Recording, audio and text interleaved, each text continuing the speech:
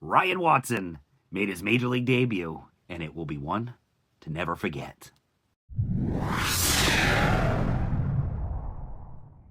Today, we're going to talk about our boy, Ryan Watson. He just made his major league debut, in which we'll talk about that here in just in a moment, but we're also going to break down his timeline into the MLB, as it was a little rocky, and what we expect from him in the Boston Red Sox bullpen for years to come. Watson's debut was this past Saturday on the 28th.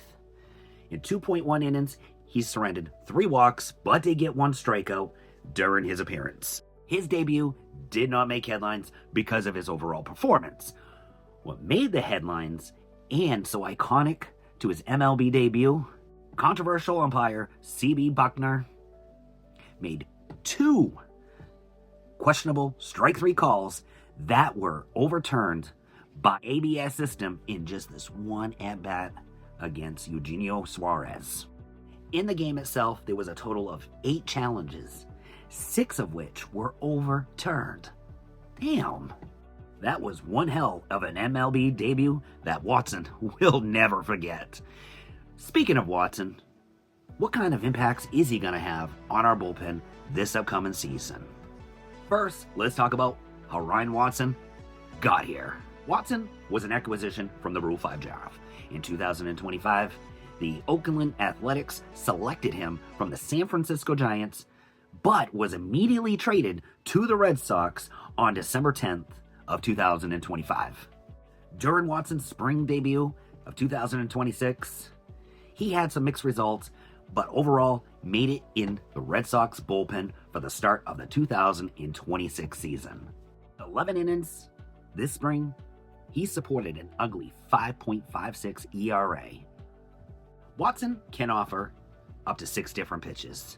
He has a sinker, which is primarily his fastball, reaches up to 93 miles an hour, and has an arm side run. He also has a 4-seam fastball that has a flat approach to it and touching 93 to 95 miles an hour. He also offers a slider, and this thing is devastating. It does reach 83 to 87 miles an hour, but it does have that sweeping movement. And in AAA last year, it has recorded at almost 40% of his whiffs. His curveball can touch between 81 and 84 miles an hour, and its vertical break has significant depth to it. He also offers a cutter reaching around 90 miles an hour, and as well as a splitter reaching around 88 miles an hour. Even though Watson does not have the high velocity that most bullpen managers are looking for, his mechanics, though, is what makes it seem like the pitch is coming faster to the batter than it would generally appear.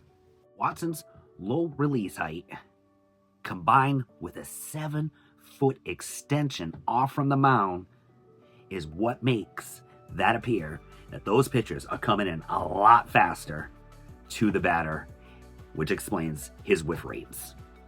As we spoke, Watson did add some new pitches since joining with the Boston Red Sox. He does have a few things that he still needs to work on, such as being more efficient during left-handed hitters, which I can only suspect that Cora probably would be pretty selective when bringing him out of the pen, most likely facing right-handers, but he does have to work against the left-handers, so hopefully he can get some work in and we can see him against righties and lefties in the upcoming future. Even though Watson has some significant whiff rates, consistency at throwing strikes is gonna be the biggest issue of him.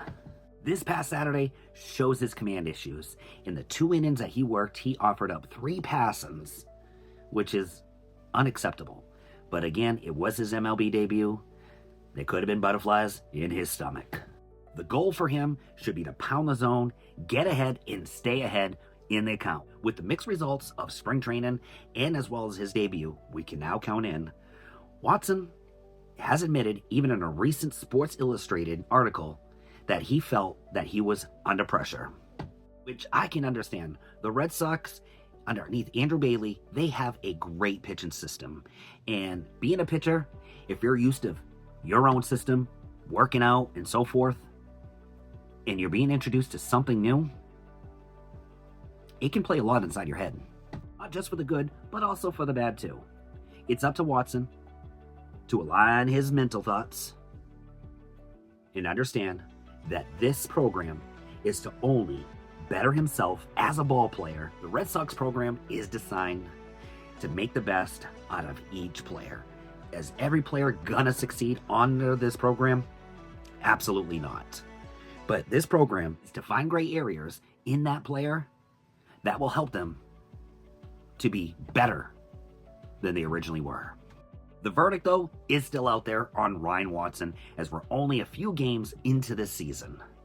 The Red Sox definitely see a potential in him that allowed him to make the opening day roster. Now, because he was part of the Rule 5 draft, of course the Red Sox have to carry him on the 40-man roster for the whole season. But as a low-impact move, I can only imagine he's going to be on some kind of short lease should he fall in the bullpen.